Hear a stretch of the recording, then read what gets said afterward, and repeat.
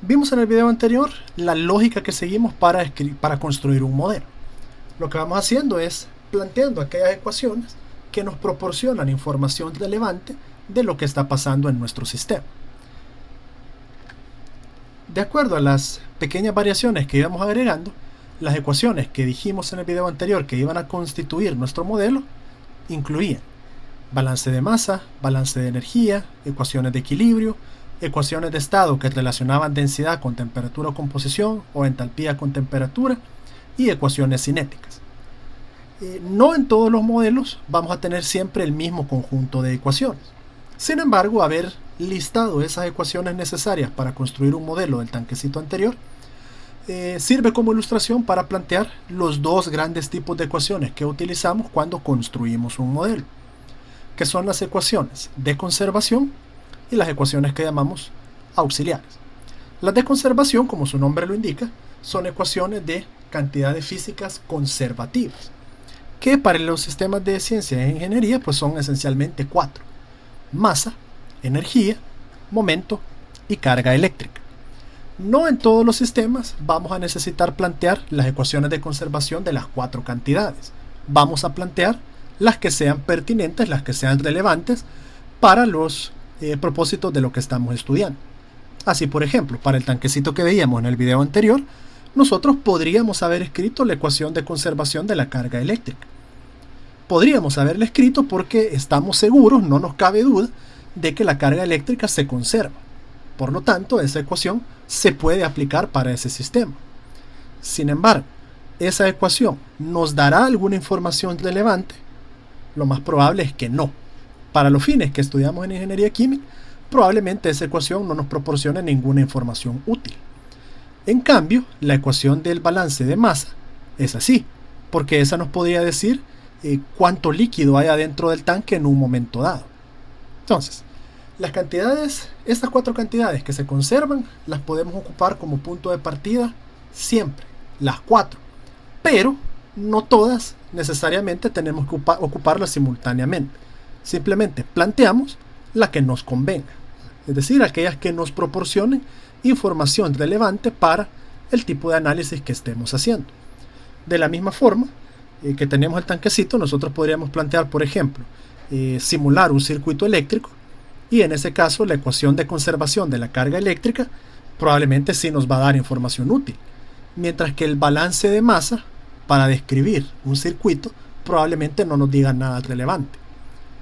Por lo tanto, en ese caso no ocuparíamos el balance de masa. Entonces, siempre ocupamos las que nos convengan, las que nos proporcionen información útil. Sin embargo, siempre hay que tener presente que, como no tenemos lugar a duda de que esas cantidades siempre se conservan, entonces esas ecuaciones, las ecuaciones de conservación de esas cantidades, siempre las vamos a tener disponibles para escribir nuestros modelos. Entonces aquí esta tabla muestra un pequeño resumen de ecuaciones de conservación. Ahí aparece el balance de masa, el balance de energía, dos ecuaciones que pueden expresar la conservación de la carga eléctrica y dos ecuaciones que permiten expresar la conservación del momentum. De nuevo, podemos ocupar las que nos convengan. No es que tenemos que ocupar siempre todas esas ecuaciones. Ocupamos las que nos convengan y siempre, por el hecho de que esas cantidades siempre se van a conservar, este debería ser nuestro primer paso para escribir modelos.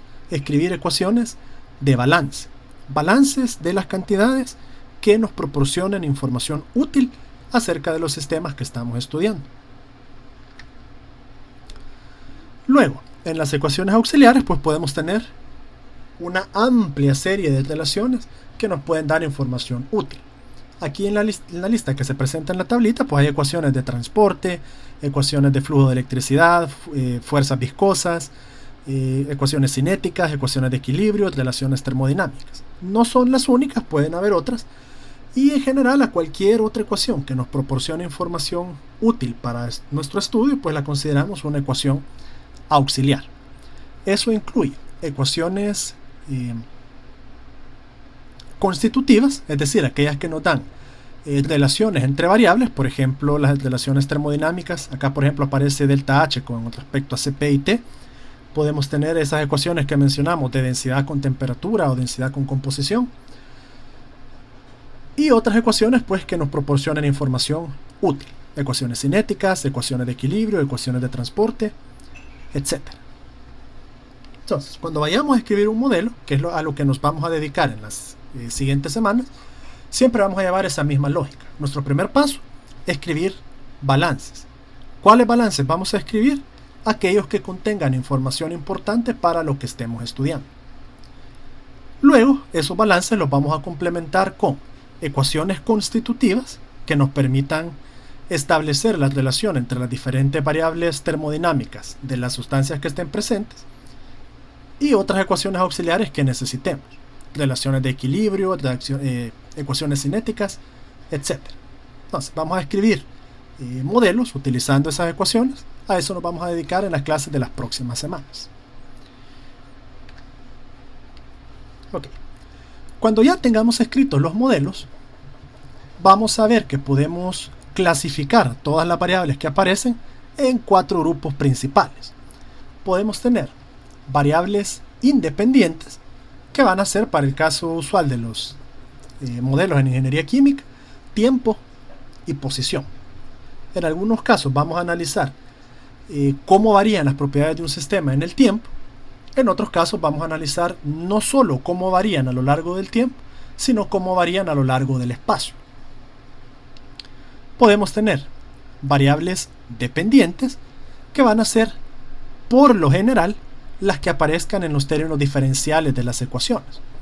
Por ejemplo, en un balance de masa nos va a aparecer entrada menos salida, más generación menos consumo, igual a acumulación.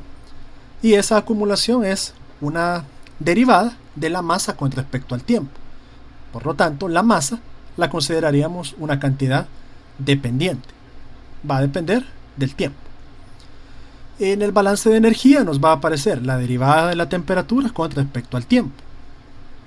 En los balances de masa para varios componentes nos va a aparecer la derivada de la composición con respecto al tiempo, y así sucesivamente.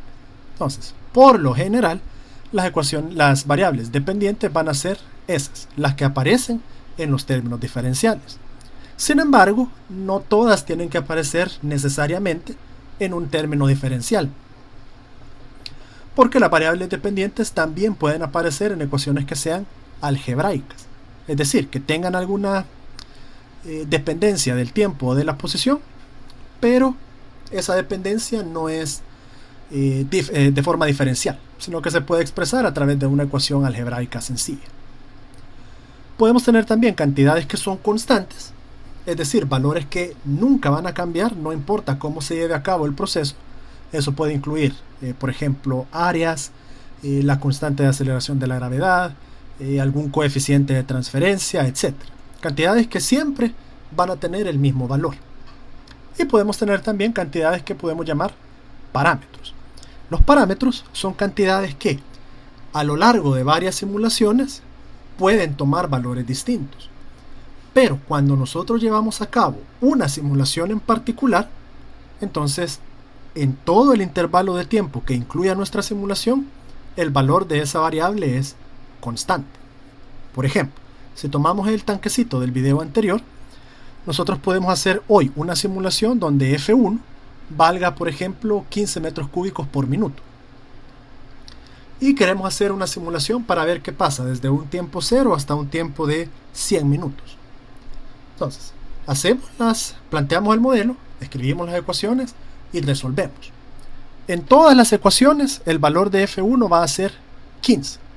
No va a cambiar en ningún momento. O sea, en todo punto de ese intervalo de tiempo que estemos considerando, su valor va a ser 15.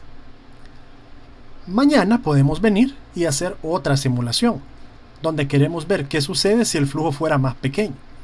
Y podemos entonces decir que F1 va a ser ahora 5. Planteamos otra simulación desde un tiempo 0 hasta un tiempo 100 y resolvemos. Entonces, otra vez planteamos las mismas ecuaciones. F1 por lo tanto va a aparecer en los mismos lugares, pero ahora para resolver en todo ese intervalo de 0 a 100 minutos, F1 va a valer 5. Es decir, va a tener un valor constante. aunque ese valor sea diferente al que ocupamos en la simulación anterior. Entonces, a esas cantidades que entre diferentes simulaciones pueden tener valores diferentes, le llamamos parámetros. Y eso es importante poder identificarlos porque los parámetros suelen ser las cantidades que podemos nosotros cambiar físicamente. Y por lo tanto, son las cantidades que a través de la simulación podemos evaluar qué efecto van a tener sobre el sistema si cambian, ya sea por nuestra voluntad o bien por alguna perturbación que esté más allá de nuestro control. Así que en las siguientes semanas, cuando estemos escribiendo nuestros modelos, vamos a hacer también esta clasificación. Vamos a listar todas nuestras variables y las vamos a agrupar en estos 4 grupos. Okay. Entonces, a partir de la siguiente semana, nos vamos a dedicar a escribir las ecuaciones para los diferentes sistemas que estudiamos. Vamos a llevar la misma lógica del videíto anterior, donde vamos a partir de un tanquecito con una entrada y una salida y le vamos a ir agregando pequeñas variaciones. Y ahora, en vez de solamente decir verbalmente cuáles son las ecuaciones que vamos a utilizar, las vamos a escribir. Posteriormente, cuando ya tengamos escritas las ecuaciones, vamos a clasificar nuestras variables de esta forma. Y después de algunas clases haciendo diferentes ejemplos, entonces vamos a proceder a la resolución de esas ecuaciones, es decir, a la simulación. Por hoy es todo.